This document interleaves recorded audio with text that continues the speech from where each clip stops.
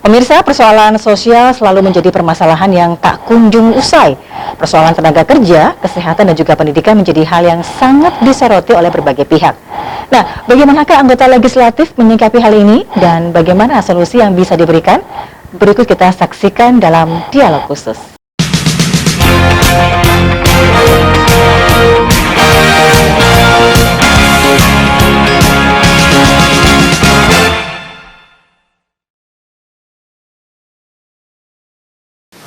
Pemirsa Surabaya TV, kembali bersama dengan kami di dialog khusus. Pada kesempatan ini telah hadir bersama dengan kita Ibu Kusnul Khotimah. Beliau adalah Ketua Komisi D DPRD Kota Surabaya.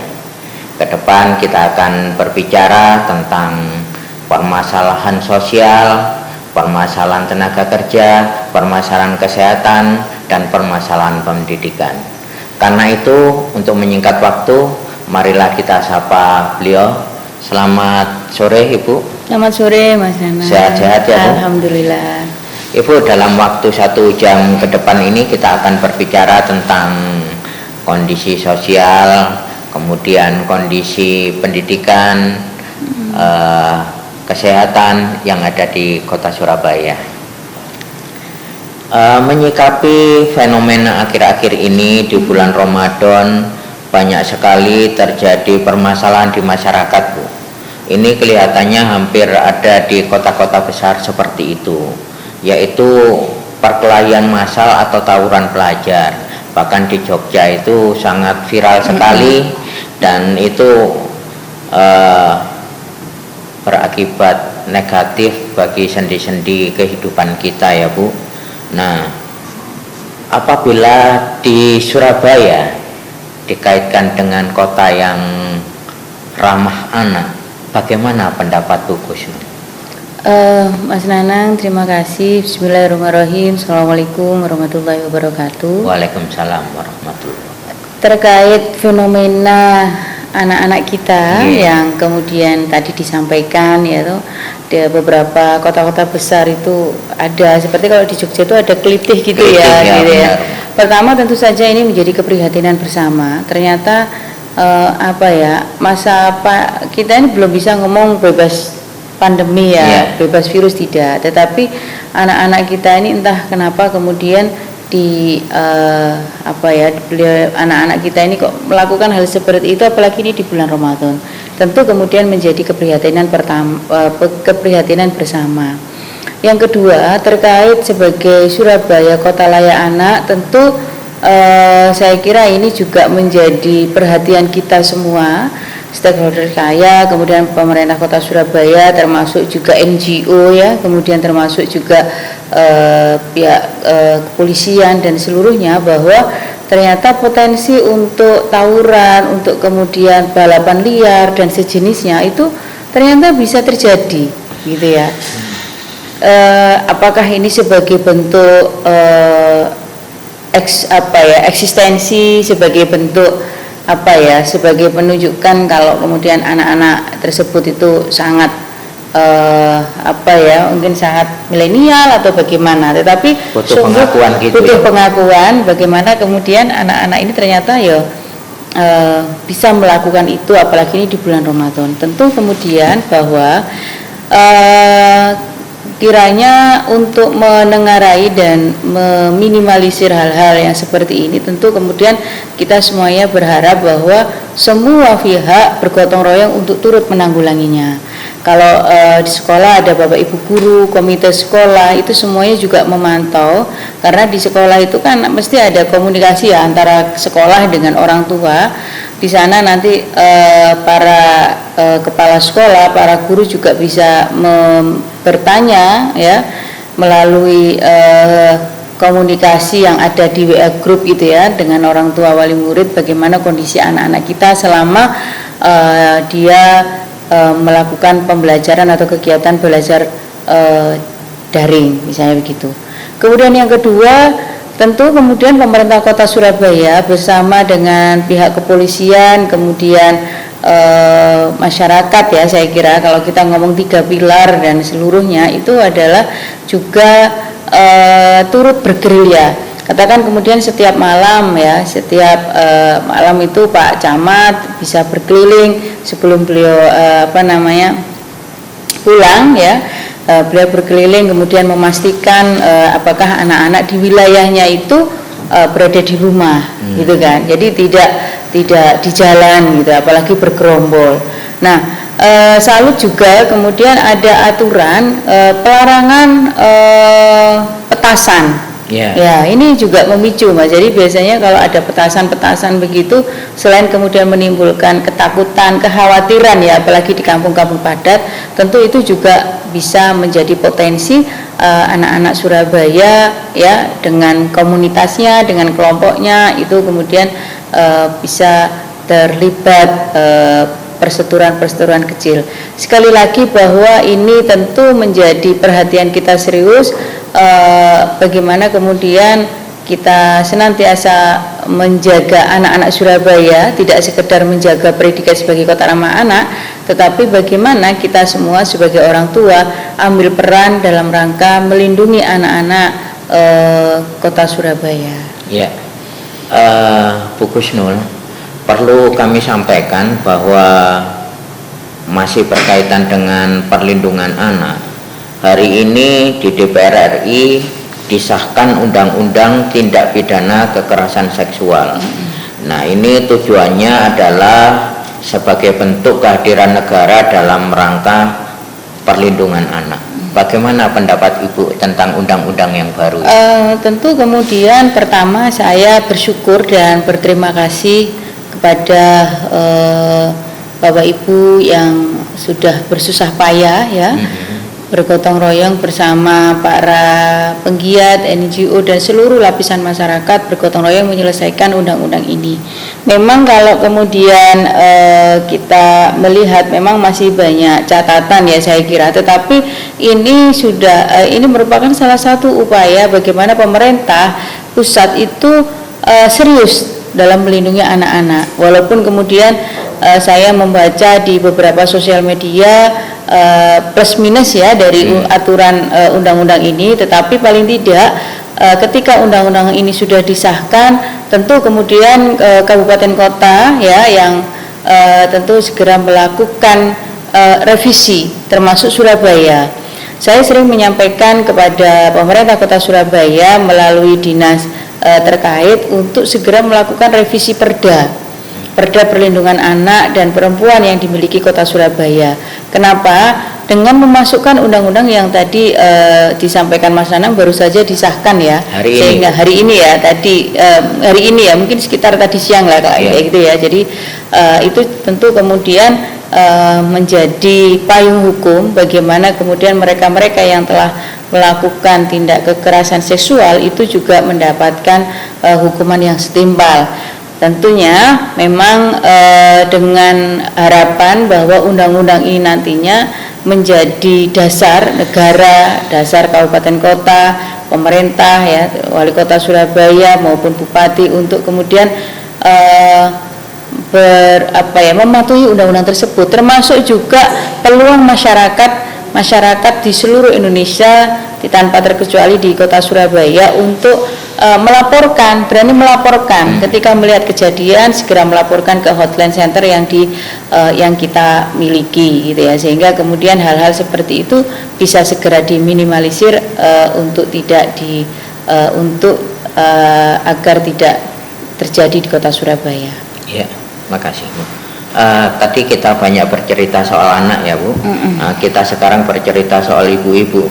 Menjelang Lebaran seperti sekarang ini selalu ada kenaikan harga Bu ya. Baik itu kenaikan harga maupun kelangkaan bahan pokok. Nah, untuk Ramadan tahun ini kan ada kelangkaan minyak goreng Bu. Ini menjadi isu utama di masyarakat. Ini sebenarnya yang terjadi seperti apa ya?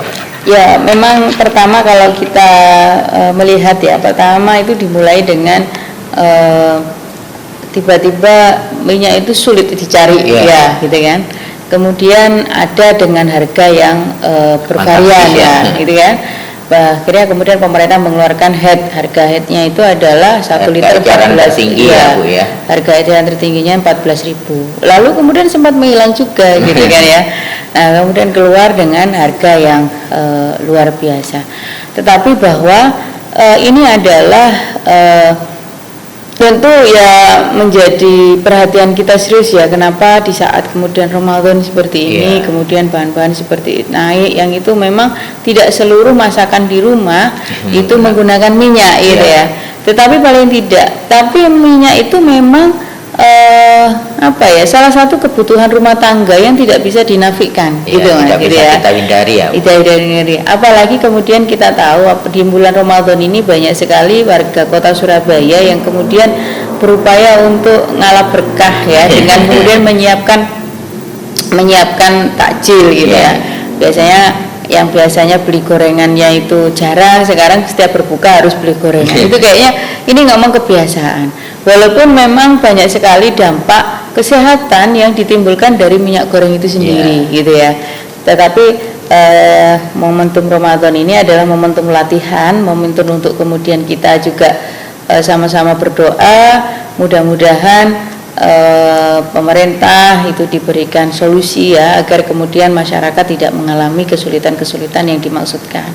Bahkan pemerintah kota Surabaya, pemerintah pusat pun sudah menyiapkan bantuan minyak goreng BLT ya, itu kan yang kemudian saya kira kayak beberapa waktu yang akan datang sudah mulai dikucurkan gitu kan, sehingga itu juga menjadi salah satu ikhtiar untuk kelangkaan minyak goreng yang ada di wilayah kita.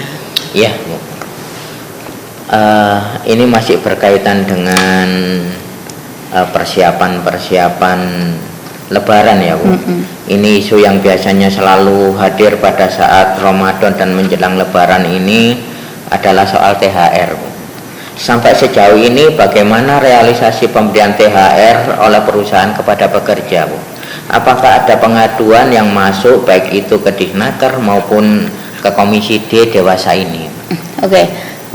THR mudah-mudahan bisa dilaksanakan sesuai dengan peraturan pemerintah yang sudah dikeluarkan ya. 14 hari sebelum hari raya itu sudah bisa dikeluarkan. Memang sejauh ini belum ada para buruh atau kemudian pekerja itu yang melaporkan terkait THR. Kami pun malah memberikan apresiasi terhadap pemerintah Kota Surabaya, dalam hari ini adalah Dinas Tenaga Kerja, telah membuka ruang tersebut lebih dini, jadi posko pengaduan gitu ya terkait THR itu, sehingga kemudian para perusahaan, pengusaha yang kemudian mengalami kesulitan bisa segera melaporkan ke sana. Nah, apa yang sering masuk di komisi ini adalah keluhan bagaimana kemudian mereka ini dirumahkan gitu ya, jadi masih ada yang kemudian merumahkan dengan kondisi-kondisi pendapatan perusahaan yang belum stabil. Tetapi mudah-mudahan bahwa terkait tentang tunjangan hari raya ini bisa diterimakan tepat waktu, para pekerja, para buruh kita ini juga bahagia, dan tentunya hari raya itu ya kita bisa syukuri dan nikmati bersama sebagaimana yang kita lakukan kebiasaan kita selama ini. Saya juga mendengar bahwa di pusat pun yang masuk pengaduan belum sampai 5 Bu. Semoga ini menjadi angin segar bagi para pekerja bahwa ada komitmen yang kuat dari para pengusaha, kan begitu Bu. Kemudian soal pendidikan nih Bu, sampai sejauh mana kira-kira persiapan dinas pendidikan terkait dengan penerimaan peserta didik baru yang kurang beberapa bulan ini? Karena ini kan tahun ini mungkin sudah akan bisa dilaksanakan juga proses pendidikan secara langsung, tidak lagi seperti daring kemarin, dan proses pelaksanaan PPDB juga bisa dilaksanakan langsung. Nah, ini sampai sejauh mana pantauan dari Komisi D terkait dengan persiapan-persiapan itu? Pertama, Mas Nanang, tentu kemudian kami Komisi D tidak diam. PPDB itu kan agenda rutin setiap tahun yang kemudian kita tahu jadwal-jadwalnya. Provinsi Jawa Timur melalui Dinas Pendidikan Provinsi juga sudah mengeluarkan jadwal untuk PPDB SMA, SMK dan sederajat gitu kan. Tentu kemudian tidak lama Surabaya pun akan menyiapkan itu. Namun kita masih harus nunggu perwali. Kami setiap rakor dengan Dinas Pendidikan kami selalu meminta Dinas Pendidikan untuk segera membuat tentang perwali tersebut ya, mendorong pemerintah kota kami mendorong pemerintah Kota Surabaya untuk menyegerakan perwali tentang PPDB tersebut, dan kemudian pada waktu akhir ya, katakan akhir Mei ya, itu sudah mulai disosialisasikan. Nah, sehingga Juni atau pertengahan Juni itu sudah mulai start untuk pelaksanaan PPDB. Kita pantau terus itu sembari kemudian Dinas Pendidikan menyiapkan perwali terkait PPDB. Iya Bu, tadi kita sudah banyak membahas terkait dengan persoalan sosial, persoalan pendidikan, dan ini terakhir Bu yang belum kita bahas, yaitu berkaitan dengan kesehatan, juga menjadi salah satu tugas pokok dan fungsi dari Komisi D. Nah, berkaitan dengan kesehatan di Surabaya, sampai sejauh mana efektivitas pelaksanaan kerjasama dengan BPJS, Bu? Surabaya sudah UHC, Mas. Memang ada 64 ya rumah sakit yang kemudian sudah bekerja sama dengan BPJS Kota Surabaya. Kami pun tidak menafikan masih ada rumah sakit swasta yang kemudian belum bekerja sama. Kita terus mendorong dan melakukan pendekatan-pendekatan berkomunikasi agar rumah sakit tersebut mau bekerja sama dengan BPJS. Tetapi bahwa memang kita harus juga pahami ya, tidak semua rumah sakit itu siap gitu ya, sembari kemudian menyiapkan kebutuhan-kebutuhan tersebut, maka kiranya memang pendekatan sosialisasi itu terus kita lakukan, tidak hanya Dinas Kesehatan termasuk juga dengan BPJS. Yang kedua, masyarakat Surabaya itu nampaknya belum aware ya terhadap Kartu Indonesia Sehat atau BPJS yang dimiliki. Kenapa belum aware? Menurut saya mereka pemegang BPJS itu terutama yang PBI itu hendaknya sesekali itu harus dipastikan aktif atau tidak, sesekali digunakan, entah itu check up apa gitu di puskesmas untuk memastikan bahwa kartu itu aktif. Jangan sampai ketika kita butuh kita darurat, kita butuh percepatan layanan, kita baru tahu ternyata BPJS-nya tidak aktif. Karena tidak pernah digunakan sehingga kemudian BPJS merasa bahwa warga ini mungkin tidak butuh gitu ya, atau dalam kondisi yang baik-baik saja. Nah, maka menurut saya sesekali secara berkala kartu BPJS itu harus dicek gitu ya, ke aktif atau tidak gitu ya, sehingga kemudian masyarakat itu bisa bisa bersiap-siap, misal kemudian kartu BPJS-nya mati ya atau tidak aktif, mereka bisa mempersiapkan sedini mungkin sehingga kemudian ketika mengalami kedaruratan dan butuh layanan kesehatan cepat, mereka tidak terkendala dengan administrasi. Gitu. Siap.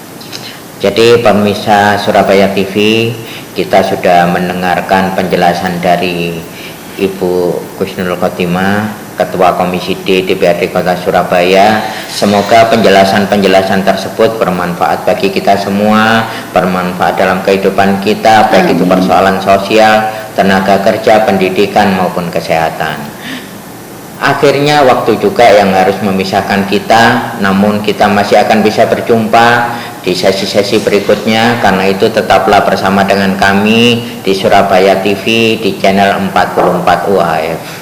Salam Surabaya TV. Terima kasih Bu. Terima kasih.